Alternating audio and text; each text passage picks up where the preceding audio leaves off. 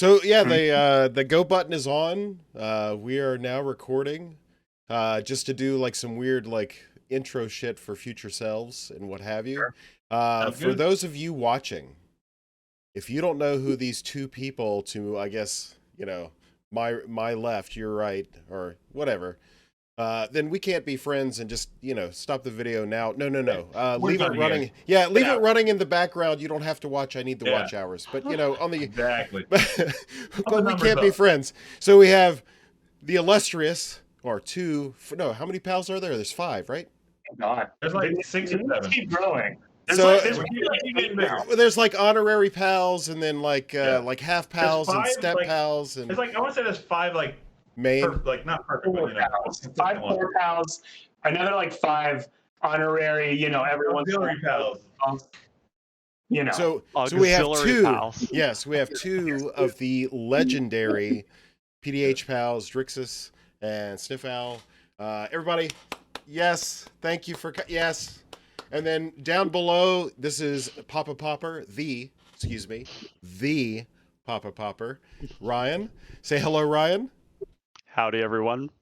So a few weeks ago, I think it was Sniff and I sitting there talking, going, hey, we should like get together and talk about things. Now, for those of you who normally follow our channel, you're probably like, what in the hell do you have to do with the pals and stuff like that? And Why would you waste your breath on the fucking pals, man? so what's interesting is that as we have discovered, we have a lot more in common than most people would think.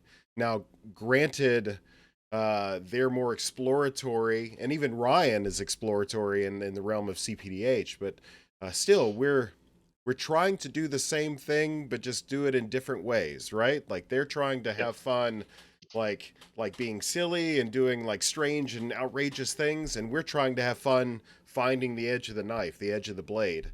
And as we kind of were, because we've what you guys don't know is we've been actually talking for the last like half hour. Clay's been suffering through some computer stuff. I swear to God, Technical difficulties as always, man. it's 3 terabytes and 64 gig of RAM. Like this is a good system, but like updates, right? So Oh yeah. No escape. There's no escape. Computers. It's never gonna work. Computers are just the worst, man. Yeah. But computers were supposed to make everything easier. You right. realize we were all supposed to be working 10-hour work weeks by now. Yeah. Right. We shouldn't be doing anything anymore. In fact, it just changed the bar. yes, How about that? expectations. It's a different kind of Expectations. suffering. So Yeah. that said, what we Sniff and I wanted to do was just bang our heads together and like, because we're the edges, right? So if you have the PDH format, like we are the edges, and what you'll find after this conversation, however long it lasts, is that there's a lot of things in common from one side. In fact, I thought here's some philosophical shit for you. It's not a spectrum. It's not a linear bar from it's actually a circle, and we're actually on two sides of the circle, and everything else is filled in between. So there's some It's like philosophical we're shit. all one or something. Yeah. The PDH horseshoe. So Yeah. Right on the end of that. so real quickly, Drixus and or Eric, or just like go ahead and what about the pals do you want the CPDH community to know about? Just like Well, I want to go back to what you said before about riding the edge of the knife, because I think we're more like a coin. On your side of the coin, it's trying to find the best play, consistently. Like, all right, I'm staring down at Tatiova, Lord Layweaver, and a fucking Ghost Ramirez and Tormod. What do I do to make this the best play? For the PAL side, you're looking at what's the most fun play. Yeah. How can I ruin this game and have the most fun doing it? Yeah. Like that's what I think. What's the best way to describe what we do? Yeah, the difference. Yeah, but yeah, I think that is kind of the core of it. I think I was trying to think the two, like how our goals are different. And I didn't necessarily just want to say fun, because it's like fun. It's pretty like you guys are having fun. Obviously, Subjective, it's very subjective. But I think what we focus more on is it's almost like enabling. Yeah. It's like we really dial in on cards like Howling Golem, obviously. Humble Defector is a commander we love. Veteran Explorer, giving everybody lands, give everybody cards. Marching Duodrone has been amazing. Give everybody treasures. We want everybody to have so many resources that they can do ridiculous things. And that only really works well if nobody's really trying to win. Yeah. If everyone's just one person it's like around, it works perfectly. Right. If you have one person playing a 2-card combo Tatsiova deck, I drew, I don't know, Tidal Bound, another one. It's like, okay. So we have a focus on enabling each other. I mean, even like how we attack for Monarch and stuff. Yeah. We'll just take one to give Monarch, give initiative now. Like 3 or 4, just like, fuck it, who cares? Yeah, who cares? Like that. And there's a lot of level setting that I think has to be done for that. I mean, you mentioned the swinging for one, and it's funny that you mentioned that because literally the last game that I played with Mayhem Devil in a CPDH game, I did negotiate with somebody where I said, like, you're not really the person I want to be attacking right now, but I want those cards, and I want to move through the Undercity. And so they were like, yeah, I'll take the 1, and I was just able to swing with my Horde Robber, get more treasures, because the focus of my ire was on the Vizkopa Guild Mage player who was sitting there with his what was it called? It's the expedition land, the expedition where it's the 1 white. If you have 3 lands come into play, then you can sack it to gain 8. Like something fun or something like that? Yeah, something like that. Basically, if they resolve Vizkopa Guild Mage, they activate it 3 times, they crack that thing, they kill the whole table. You just lose on the spot, Yeah, exactly. And all the work you've done to like take them to 0 means nothing if they're not dead. Like, exactly. So yeah, but that sort of thing happens in CPDH as well. It's just a matter of clearly communicating like the objectives that you have, which in another vein is kind of where the Sailor's Bane deck has been really interesting, because you can't exactly. It's for those who don't know, it's 7 2 blue for a 7/7 turtle with ward 4, and its cost is reduced by 1 for every instant in sorcery in exile or in graveyard or in venture zone.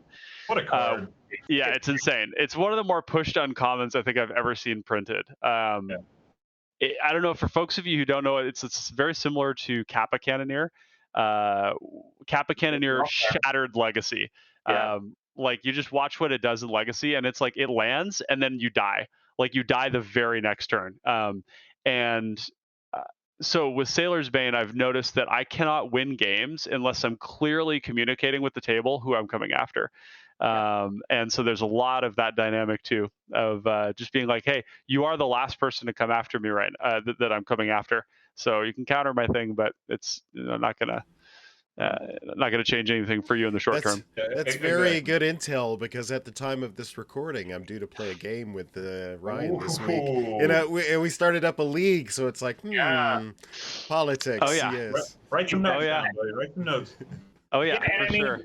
Politics, and I think that's what's kind of complicated, is kind of just navigating multiplayer in general. And I think that's something that, like, I don't know. Yeah, the plays we make might be incorrect, but I think you need to use some level of politics and agreement with your enemy to position yourself to win, even, if you're going strictly competitively. Yeah. And I think that's kind of why I enjoy going more the casual route, because it feels so impossible to quantify like best play when you have 3 different opponents with different goals and you have your own goals. And it's like, what even is really the proper competitive right choice? Like, you can't even say there is one, because it's like, well, if they did that, or they could do the wrong thing, or they could do the right thing, what's the right thing? So something that you'll hear kind of changes depending on if like the person you're playing against is like in a bad mood or something. Sure. If they're in a bad day, like, your best play isn't going to fucking matter, because they're going to target you no matter what anyway. Oh, for sure. I prison locked a whole table out of the game playing Queza, and for days afterwards, I was You're just right. getting Yeah, you're not allowed to resolve that clapped. quiz anymore, buddy. Well, no, I wasn't allowed to do anything in any Yeah. game. Like the memory was just too Real. potent. Yeah. And I It's too told him, raw, I said, man. yeah, I told him, I said, you could have conceded at any time, but you went 10 more turns. I was like, that's not my problem. Like, We actually had that happen, and I was playing Mayhem Devil against 3 colorless decks. in a And casual Mayhem pod. Devil just shit all over the Oh, game. Like, yeah. they couldn't do anything. Dude, And Mayhem the Devil has no chill. There is no, He's there the is meanest no. motherfucker around, man. We, Oh, at yeah. some point, we had a Tatsiova that is now taken apart and gone. And at some point, we had a Mayhem Double. I think Eric still updates it, but it's basically not played. Well, yeah, I So- mean, because every card you want to play is cool, but it's broken. Like, Yeah. it's like, So Not that enjoyable. on that point, like, who's it? Who posts to Twitter all the time? Is that Eric? Yeah. So Eric. you guys have like what 200 decks or something like. We have like Oh. 180 plus growing. We're close. Probably more now. I'm not too sure. So like. holy shit. So you've answered something that I was actually curious about. Like, it's impossible to put together something for the thousands, the myriad it's- thousands, right? Too So much, man.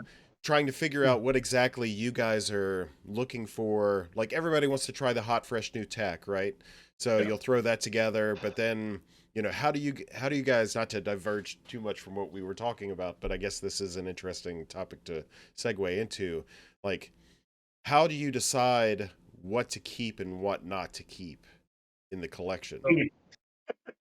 It's, so right now, it's a bit of a mess. We have a lot of decks that just don't get played anymore. It's because, like, the meta's changed. Like, Ramsey, I'm looking at Ramsey's Overdark right now, which is played a couple times. But, it just doesn't get updated. It doesn't get played because it's done its thing, and it's, that's good. Yeah. But for the most part, like, I try and update all my decks, but it's, like, gotten to the point where it's just too stressful now, man. Like, Yeah. And I don't think I have it in me to keep updating shit constantly like that. While you were off the channel, or when you were off the call there, Clay, we were talking about this, about the idea that there's just these last 3 sets in particular have They're just just too close together. absolutely juiced Pauper Commander, right? Oh. Like, and the reason being for that is that WotC's design parameters around commons and uncommons has been much more liberal, I think, lately, and that they're really pushing with Fire Design powerful commons that are interesting and fun to play and draft. And So so that you taps get in- uncommons are yeah. similar too. Yeah. That taps into something that Ryan and I have personally experienced, especially with this last selection committee period, is the fact that people get so wrapped up and excited.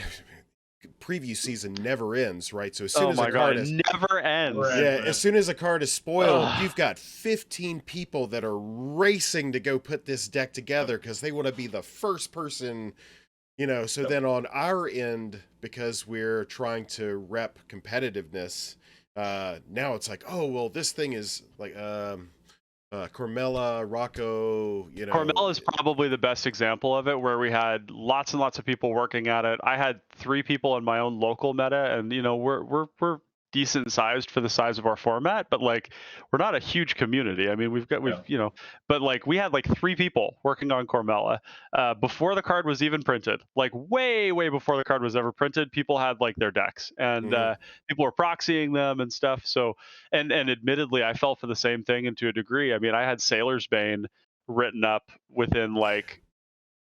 Actually, I had the cards purchased for it yeah. the day of. Yeah. It came out in a Chinese or Japanese printing, and it was just all we had was a translation. And I was like, I'm building that. Oh my god. Yeah. I wanted to wrap back around, actually, if you don't mind, to something you were talking about before with like the Drixus with the correctness of plays in these complex multiplayer dynamics. Yeah. And one of the things that I've been really interested in that I think speaks a lot to what you all are doing too is that a lot of the decisions in a game matter a lot less than the actual way that the deck is built in my experience. And the reason I want to mention that is because the decks that I win with the most are the ones that actually don't have infinite combos in them. And in a sense, there's a relationship to what you all are doing, because you all are playing for,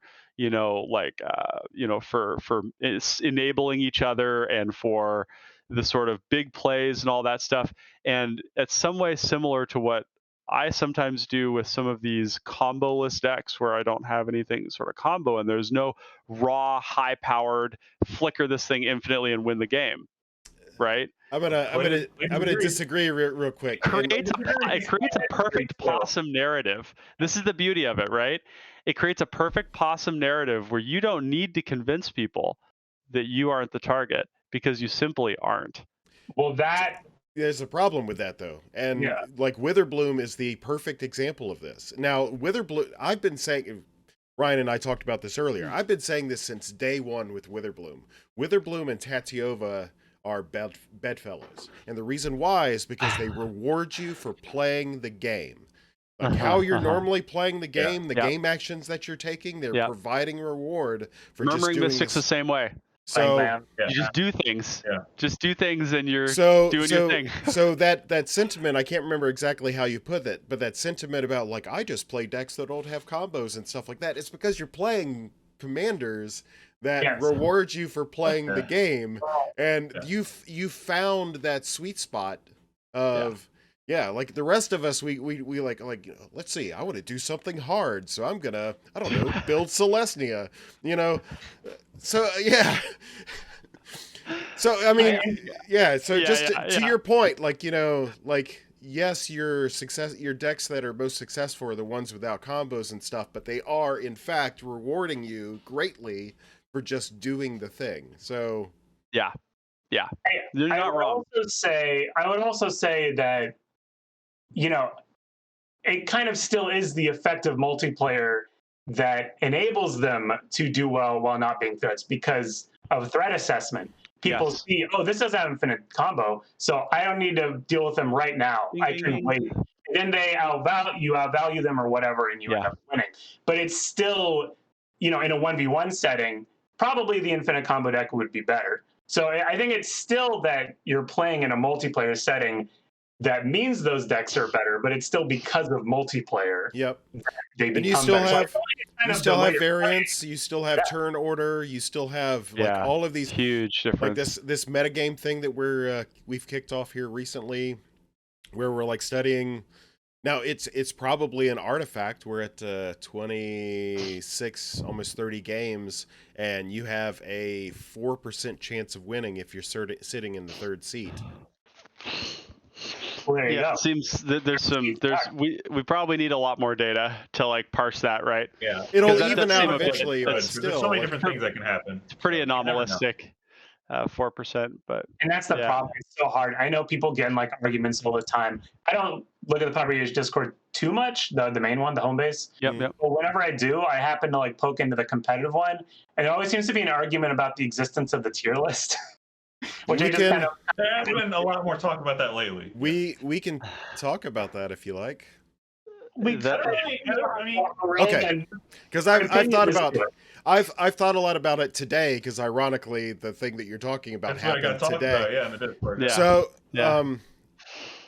let's do this. Let's take Crash and Yelleron out of it, right? Mm-hmm. Sure. Let's say anonymous person made tier list. Yes. Yep. Okay, so the premise that made sense to me today was it was actually Alk, right? Saying that this anonymous person who is highly regarded in the community, who is highly skilled at magic and all that stuff, made this list, and we trust their judgment. Okay, so let's say that is like actual and factual. Now, what happens when not that anonymous person starts touting the tier list as... See, now you have a telephone game of like this person who didn't create the thing going, oh, your deck is tier 4. Hold on a second. You're using knowledge that you haven't earned or don't even possess and you just looked at for 5 seconds. Yeah, and you threw some things down that made sense to you, maybe. Correct. Yeah. So the tier list from the anonymous creator's perspective is a valuable tool because in their world, this is the thing that exists. This other person who doesn't exist in that world can't quote or use that tier list in the same way. Now, my second They point, don't have the data to back it up. my second point that I Or want the to, personal experience. is, and I say this to Ryan all the time, because Ryan has a very unique circumstance at his store that he plays. He plays with reduced life. Mhm. We want to talk about that later. Right. Let's get to Mark But under those circumstances, like I'm using that as an example to suggest that in his controlled environment, he has limited the variables in a very specific way. So if Ryan only played mid-range decks, which by and large he does, then his data is going to be skewed towards mid-range decks. Yes. So between other people weaponizing, is the term I'm going to use, the tier list against newer folks, which is a primary complaint of mine, and then the fact that the conditions are controlled based on their own preferences and that's the thing. Like, you can't make me only play one style of deck. I'm gonna try everything to see what I'm good at. Yeah. Right. But some people only want to play one style or archetype of deck, so their preferences are going to be skewed that way, in the same way mine is diluted by my choices. So those are the two main issues that I have with a tier list, because you're artificially ranking these things and then allowing other people to tout it as prophecy. Well, there's a particularly good example of that, and that's my local meta. The win rate on the pure combo decks in our last league was abysmal. Absolutely abysmal. Basically, everybody saw the playing with power video, and they were like, "Oh, okay, I see what's happening here." Let's make it not like that. Yeah. Let's play things that dunk on that. Like, I have 6 pieces of dedicated graveyard hate in my deck, and it's full of removal and edicts, and it's I was gonna bring up what you said about personal experiences. It's like, if you're someone who's playing Ghost Ramirez and Tormod constantly, like 100 games out of fucking 101, like, Tatiova isn't a problem for you. You know, probably not. Why would Tatiova be tier 1 or tier 0, whatever she is? No, it's meant to prey on a deck like that. I mean, it's literally built to prey on a combo meta. And so like, the reason I brought the tier list up at all was because I think it's kind of example of people getting ahead of themselves. In a lot of ways. To act like we have tournament data, or really more than like a handful of people. But you're totally right. But we have like so little to go off of. And the other thing is, this is, it's a form of EDH, and EDH is this kind of kitchen table-y thing that people play with their friends. So your meta is your buddies. It's not Moto. It's not the world. You're playing, what do your friends like to play? Okay, I have to beat them. So you're inherently going to be getting skewed data, not the best data. It's always going to be like, what's Eric playing? What's Ryan playing? I need to beat Ryan. I don't need to beat PDH meta. I need to beat Ryan. So I want to go off on what you're saying. A little like, incorrect in a sense. I mean, we've got our Vizcopa Guildmage player in our local meta. There's a lot of Crackling Drake, a lot of Voltron, and you better bet that he's got Ostrike in his deck.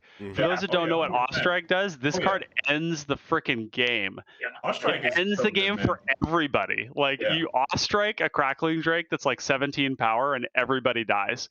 And so, like, that's it. But would that card be the choice for a broader meta? Work in any other competitive. Maybe not. Let Eric jump in. Go ahead. I was just gonna say what John's saying about your deck having to beat like decks you're constantly facing. We have a player with us who plays Oriox Salvagers constantly, and he played it so much, and our games became so grindy that all of us put Tormod's End Relic and other graveyard hate in all of our decks. And like, some decks just warp metas like that, but that doesn't mean they're like better than everything else. It's just, it targets the way we play, I guess. Yep. Yeah, it particularly played into the way we play, and another big like part of Pal's, I guess Pal's meta is not really quite killing anyone. If you've noticed, we have a lot of games that come down to like everyone. Yeah, the Kozak split is what we call it. Split, yeah. But like we'll get everybody down to like 4 life, and that is why we personally had big issues with cards like War Report, Congregates. These are just massive heal Control. Riot Control, Blunt the Assault. These are cards that you guys probably have never had an issue with. Well, I play with those. Yeah. I can take one look at you. I already know you play with that shit. Oh, Congregate with Vizcopa is Oh, yeah, no, GG. I mean, I'm sure there are decks where those are present, but it was like legitimately an issue for us because we'd all be at 4 and then someone's at 34. And that's how Arya turned the corner and like completely take over after that because we just couldn't get him back down. And you play the shit like that, and like the game turns from like an hour and a half to fucking 2 hours, 3 hours. Yeah, which is actually playing those because we just didn't actually a really great segue into the question that you had, Sniff, about the life total stuff. Well, right? It's not. I don't have a question with it. Yeah. Criticism, comments, whatever. I just want to say that we've been playing. So, all right, PDH Pals play 40-21. Yes. We've been playing 40-21 forever. We're probably never going down to 30-16. And you guys are at 25. I don't 15. remember. 25-15. Are you all playing that, or is that something you're just like trying out? Just in my local meta for our tournaments and for our leagues, that's what we run. Yeah. Yeah, I just want to clarify that. But, so we're both doing the experimental. I'm experimenting with mainstream CPDH, and he's experimenting with not only the life total change, but also like soft bands. And there's one more thing. Yeah, we've got Oubliette and Vanishing are banned. These are cards that probably shouldn't be in the format anyways, just like plain and simple, the way that phasing works. Phasing's so ugly, man. Like it's super ugly. It's awful to explain to new people, and a lot of my efforts are around introducing people to it. And when somebody who's brand new gets their commander oublietted when we're trying to get them into the format,